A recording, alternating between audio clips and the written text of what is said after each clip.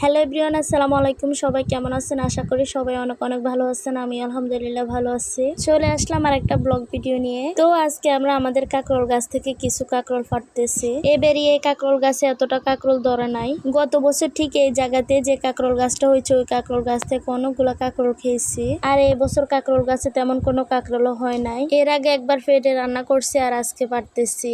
এই বছর এই দুইবারে ফাড়া হয়েছে। তো যাই হোক আলহামদুলিল্লাহ ভালোই হয়েছে। এদিক দিয়ে সিনথিয়ার আব্বু কাঁকরোল ফাটতেছে আর সিনথিয়া কাঁকরোল গুলো তুলে নিচ্ছে জালিতে। মাশাআল্লাহ আমার আম্মুটা একটু একটু করে বড় হচ্ছে আর এখন কাজও করতে জানে। আমার কাজে অনেক হেল্প করে আর এতটাই হেল্প করে যে একবারের কাজ চারবারে করতে হয়। তো যাই হোক কাঁকরোলের সাথে কয়েকটা করমচাও ফেরে নিলাম। এরপরে কাঁকরোল গুলো নিয়ে আমি চলে আসছি ফাঁকের ঘরে তরকারি কাটার জন্য। এদিক দিয়ে ফাহিমের আব্বু গতকালকে রাতে আলুগুলো নিয়ে আসছে। তো এখান দিয়ে আমি আলুগুলো ক্যারেটের মধ্যে ঢেলে রাখছি। আলুগুলো ডালতে গিয়ে দেখি অনেকগুলো পচা আলু দিয়ে রাখছে।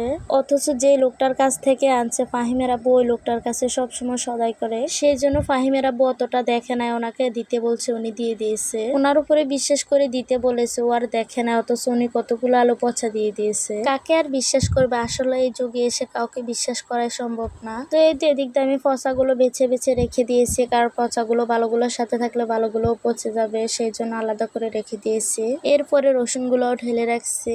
রসুনগুলা ঢেলে এরপর আমি এখান দিয়ে কাঁকরোল গুলা কাটতে বসে পড়ছি। এখানে অনেকগুলা কাঁকরোল একটু শক্ত শক্ত হয়ে গেছে, সেই জন্য আমি কাঁকরোলের বিচিগুলো ফালাই দিতেছি। কাঁকরোলের ভিতরে বিচিগুলো ফালাই এরপর আমি এগুলো কুচি কুচি করে কেটে নিচ্ছি। যেহেতু আমি কাঁকরোল গুলো ভাজি করব, সেই জন্য কুচি করে কেটে নিচ্ছি। আমার কাছে কাঁকরোলটা রান্নার চেয়ে ভাজিটাই বেশি ভালো লাগে, সেই জন্য আমি কাঁকরোল এতটা রান্না করিও না, বেশিরভাগ ভাজিয়ে করি।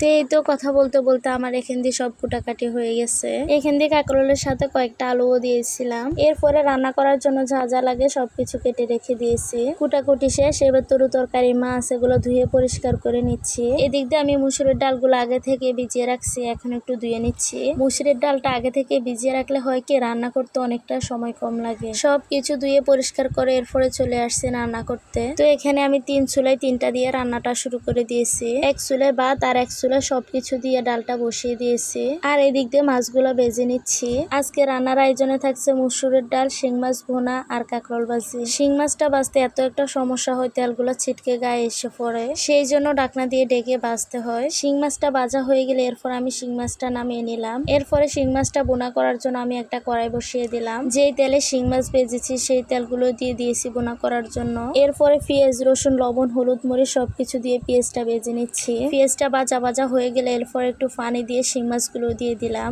এইভাবে শিং মাছটা বোনা করে নিব। এদিক দিয়ে ঢেঁড়স ভর্তা করার জন্য ভাতের সাথে কয়েকটা ঢেঁড়স দিয়ে দিয়েছি সিদ্ধ করার জন্য।